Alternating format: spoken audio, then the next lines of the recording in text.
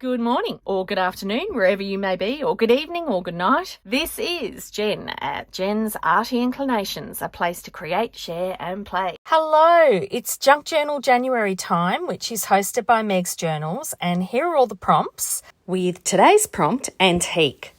Goodness, the possibilities are endless with antique. I love antique looks. You can use actual authentic antique pieces, faux antique pieces.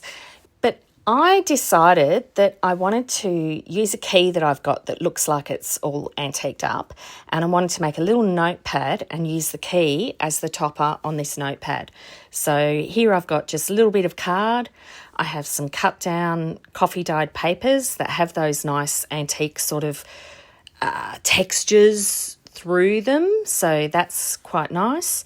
Just folding down the top of the card and then folding it back up again as a topper for the little notebook. And then, see, I'm putting my key on top.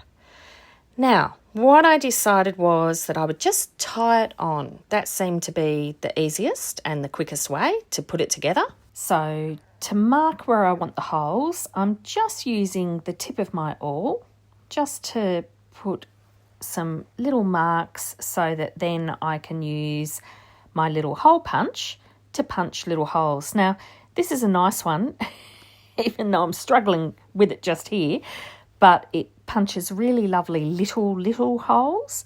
So about the size of a regular piece of string. So I thought that would be perfect for these. But you could just use an awl or a pin and poke it through all the way, and that would work nicely as well. So there you are. There are my 4 holes, or there's about to be my 4 holes. There we go. And now I'm just running some glue over the end of the string, and that just helps keep it together and stiffen it up so that I can poke it through the holes really easily. This is, from my macrame days when I used to be working with lots of string. That was often how I'd do them, to thread them through beads and things like that. Anyhow, grabbing my key, and I'm just using one piece of string to go over on both of those little holes to go over the actual key itself. So I'm just using those 2 holes to loop it over on the front, and as you can see, it goes all the way over on the back. So now I'll just tie it off on the back, and I'm just using a reef knot, which is right over left and under, and then left over right and under. And if I pull that nice and tight, that will stay perfectly nice and firm. And voila, that's the key attached. How cool. No glue required. So that's a bit of fun. Now just putting in my little pages. So I'm butting them right up to the top so that they're all nice and even. And I worked out I did just want them slightly smaller than the card I'm backing them onto.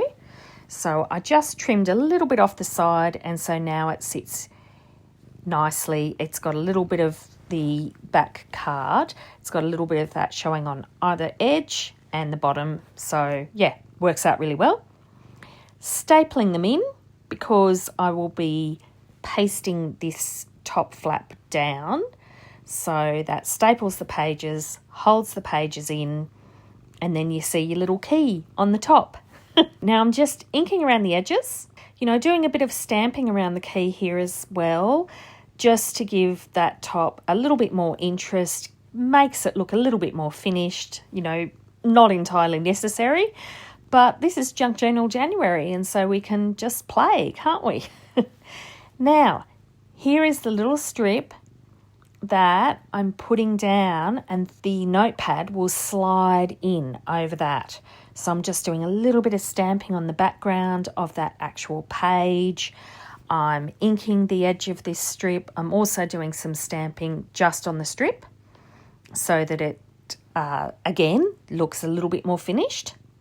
And now I'm putting it all together. So gluing in the top, and I decided I'd just glue a little piece of lace in between when I glue that down. And I did peg this down with some bulldog clips just to make sure that it held really, really well, because, you know, it is holding a key, so I want that glue to hold really nice and fast. Now I can just put my strip, glue it in, so a bit of glue on each side, and then gluing that down onto my page.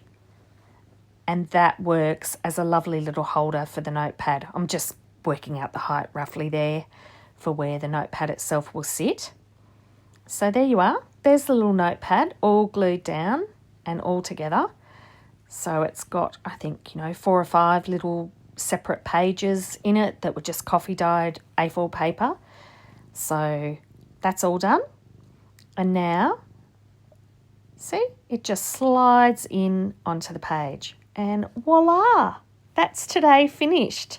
So I hope you enjoyed. I always love making a notepad. I tend to make a few notepads as I go through junk journals.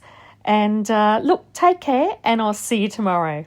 Bye. I'd love it if you could leave me a comment below. Hit the like button if you enjoyed what you saw today. And of course, please subscribe if you haven't already. I will see you next time. And in the meantime, keep creating. Enjoy.